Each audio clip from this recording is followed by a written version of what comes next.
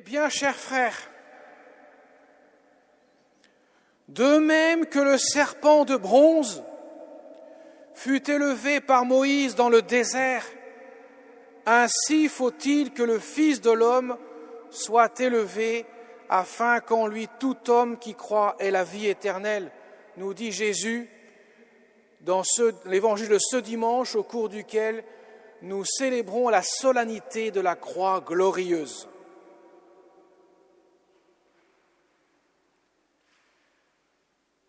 Mes chers amis, cet évangile fait écho à la première lecture que nous avons entendue dans le livre des Nombres.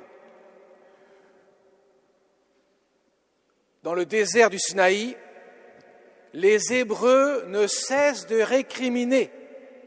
Pourquoi nous avons fait monter d'Égypte? Était-ce pour nous faire mourir dans le désert où il n'y a ni pain ni eau? Nous sommes dégoûtés de cette nourriture misérable. Un peuple à la nuque raide. Voilà comment Dieu définira ce peuple. Alors, le peuple va être aux prises des serpents à la morsure brûlante. Dieu envoie contre le peuple ces serpents. Et voilà que bien sûr, ils tombent comme des mouches.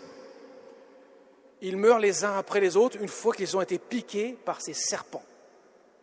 Alors Moïse crie vers Dieu, « Seigneur, nous allons tous périr. » Ce n'est pas dit dans la lecture, mais ça veut dire ça. Alors Dieu dit à Moïse, « Érige sur un mât un serpent de bronze. Et tous ceux qui regarderont ce serpent de bronze après avoir été mordus par les serpents à la morsure brûlante seront sauvés. »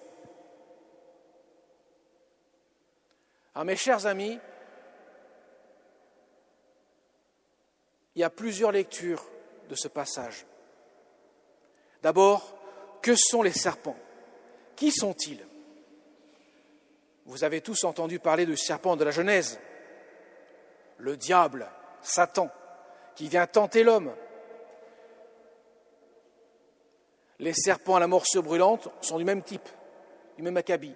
Ce sont en quelque sorte l'esprit du monde, la sagesse dévoyée. Celle qui, au lieu de prôner la vérité, va préférer le mensonge.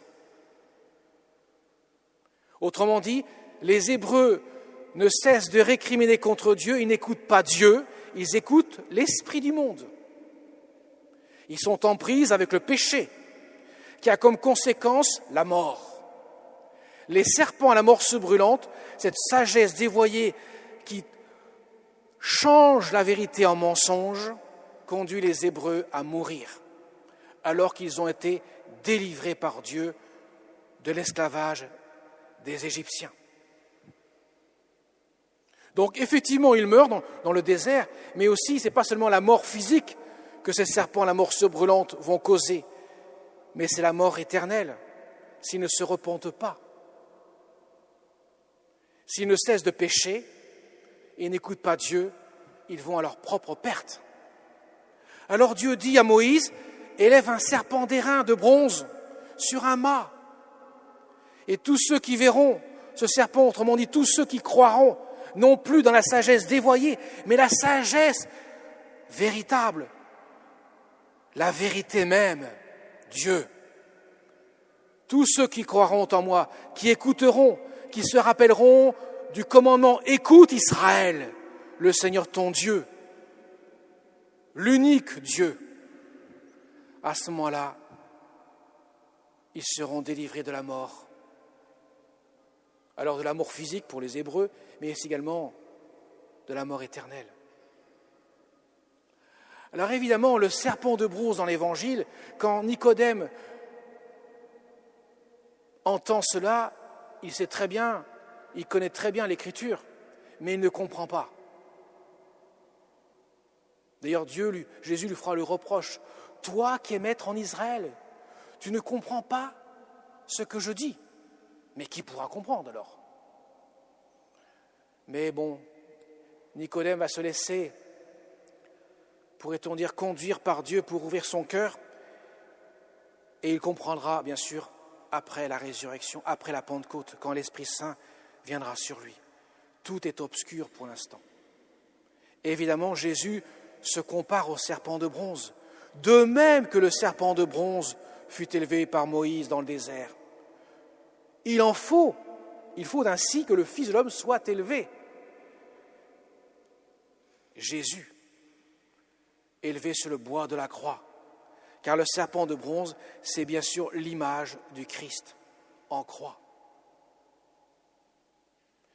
Et comme l'a dit Jésus, quand je serai élevé de terre, j'attirerai à moi tous les hommes. Parce que la croix, mes chers amis, est l'instant suprême, l'instant le plus important que la terre ait porté, car c'est à ce moment-là, quand le Christ va rendre son dernier soupir, quand il dira « Père, entre tes mains, je remets mon esprit », tout est accompli. Une fois mort, que le soldat transpercera le cœur de Jésus, d'où sortira le sang et l'eau. C'est à ce moment-là précis que Dieu sauve le monde.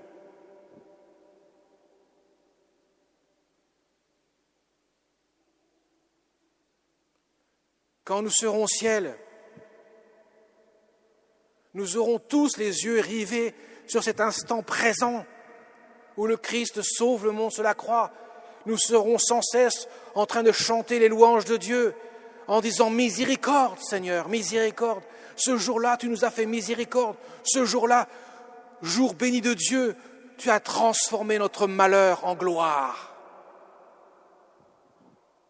Et pourtant, mes chers amis, qu'est-ce qu'il y a de plus horrible, de mal sur la terre que la créature crucifie son Créateur? La créature que nous sommes a mis le Christ, Dieu, fait homme sur la croix. Le Créateur de l'univers, le Sauveur, est sur la croix. Après lui avoir fait endurer une passion épouvantable. Autrement dit, vu des côtés des hommes, c'est le désastre, le drame. Nous avons crucifié le roi de gloire. La pire des choses que nous puissions faire. Et pourtant, Dieu a transformé cela en le plus grand des biens qui soit, inouï. De la croix jaillit le salut. La croix est donc glorieuse. Mais pour cela, il faut la foi, pour le voir. Car les pharisiens, les chefs des prêtres, les Romains se moquaient de Jésus. Il a sauvé d'autres qui se sauvent lui-même. Voilà qu'il est sous la croix. Et maintenant, il est impuissant, il ne peut rien faire. Et c'est au moment où on ne l'attend pas qu'il sauve le monde. Le pire des instants pour l'homme s'est transformé en le plus grand des instants, avec la grâce que Dieu donne à l'homme. Le plus grand des maux a laissé germer le plus grand des biens. C'est absolument inouï. C'est le paradoxe total.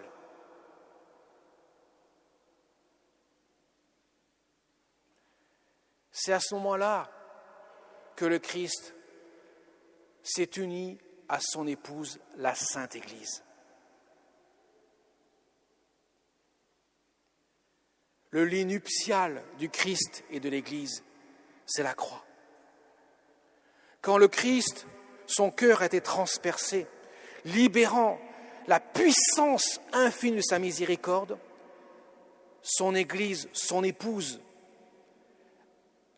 a été rendue pure, sainte et immaculée. Comme le dira saint Paul aux Éphésiens.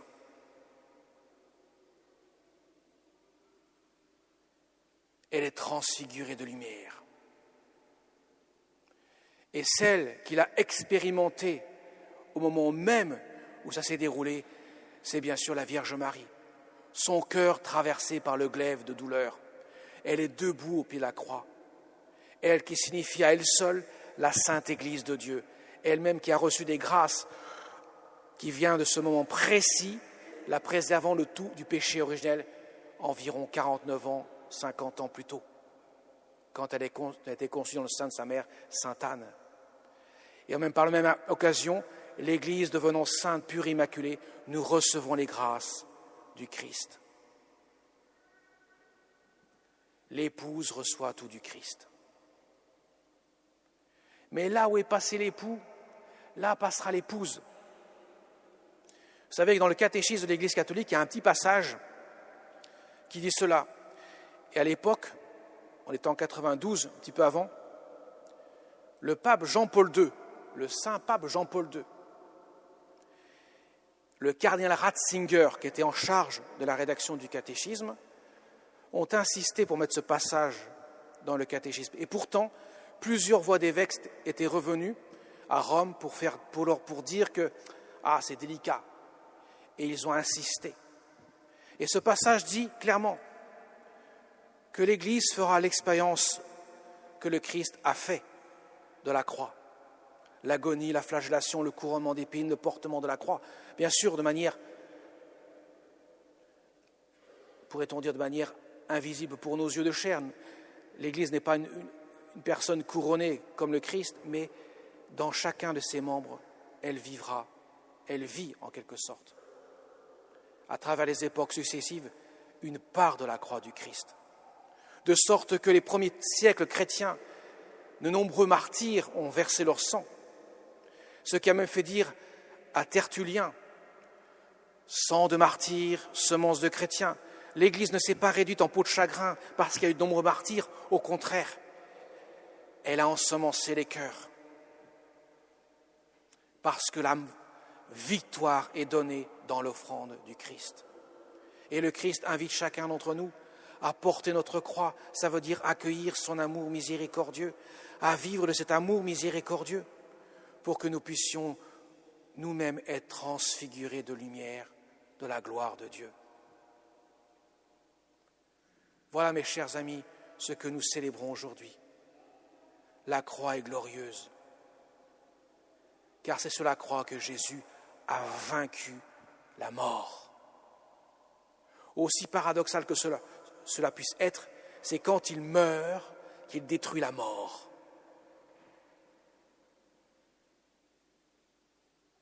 Car sa mort n'est pas une mise à mort. Sa mort est le don de sa vie.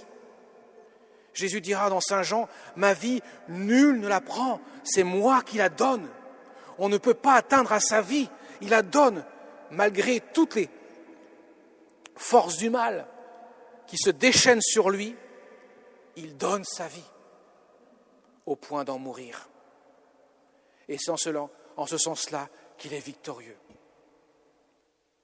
Alors demandons à notre Mère du ciel que nous fêterons demain dans le mystère de Notre-Dame des douleurs, celle justement qui a reçu ce glaive de douleur dans son cœur, participant intimement à la passion du Christ. Demandons-lui aussi de pouvoir saisir en profondeur la grâce qui est donnée de ce cœur ouvert de Jésus. Amen.